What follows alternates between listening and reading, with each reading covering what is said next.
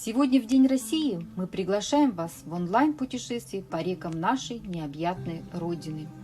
Если говорить о литературе, то во многих лучших произведениях отечественных авторов река является основным образом.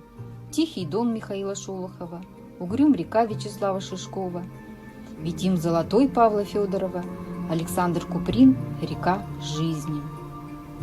С древних времен люди селились по берегам рек. Река – это символ места, где проходит, или лучше сказать, протекает жизнь главных героев произведений.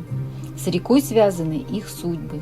Река кормит и лишает единственного кормильца. Река испытывает сильного и губит слабого. Выводит из непроходимых таежных лесов и раз и навсегда сбивает с пути.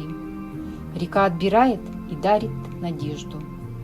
Дон стал неотделимым от имени Шолохова, как Днепр от Гоголя, Волга от Горького. Невозможно сегодня перечислить все художественные произведения, в которых присутствует, упоминается, олицетворяется река во всех своих проявлениях.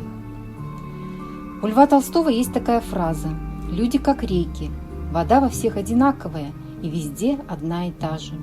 Но каждая река бывает то узкая, то быстрая, то широкая, то тихая, то чистая, то холодная, то мутная, то теплая». Многие великие русские поэты воспевают красоту родной природы. Пушкин, Державин, Тютчев, Фет, Цветаева, Ахматова. Образ реки с детства окружает нас. Вспомните, во многих народных сказках есть молочные реки, кисельные берега. А сколько создал наш народ пословиц и поговорок о реках и о воде.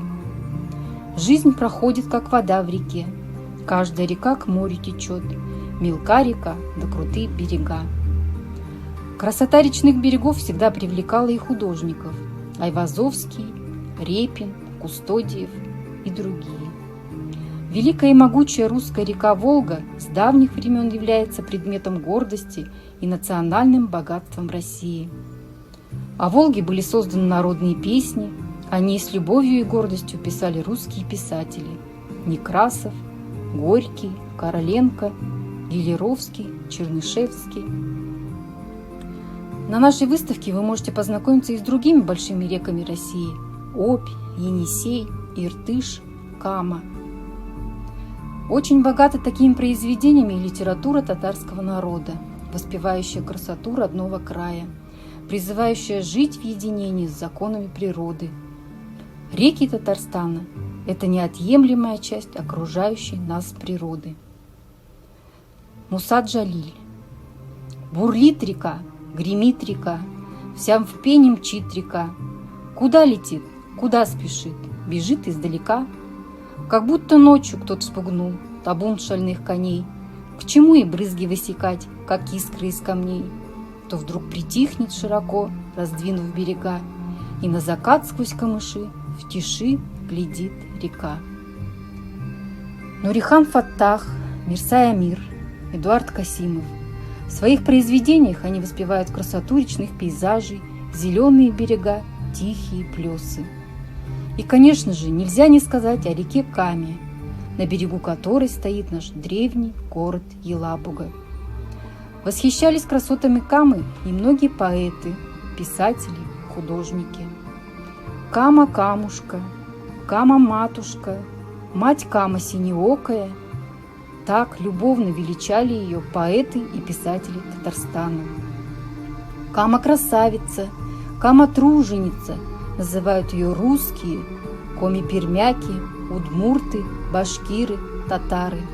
Все народы, которых кормит и питает эта река. Река и жизнь нашего многонационального народа всегда были тесно взаимосвязаны. Отрывок из рассказа Станислава Романовского «Кама». Не знаю реки красивее Камы.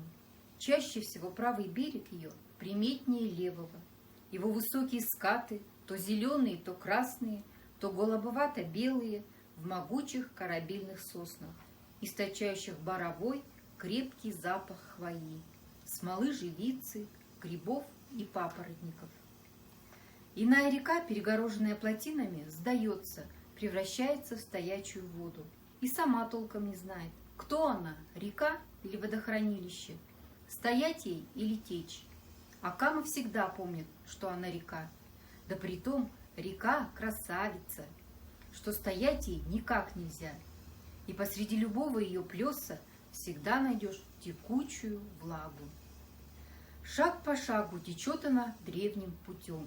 И при малой возможности шевелится, двигается, быстрее ладит река стержень и набирает скорость. И вместе с белыми облаками на себе качает она отражение сосновых крутосклонов. Темно-зеленые, лиловые, коричневые, малиновые, в редких кругах всплеснувшихся рыб. Несет на себе отражение река Кама. И не хочет никуда уносить, а оставляет здесь, у лесных подножий.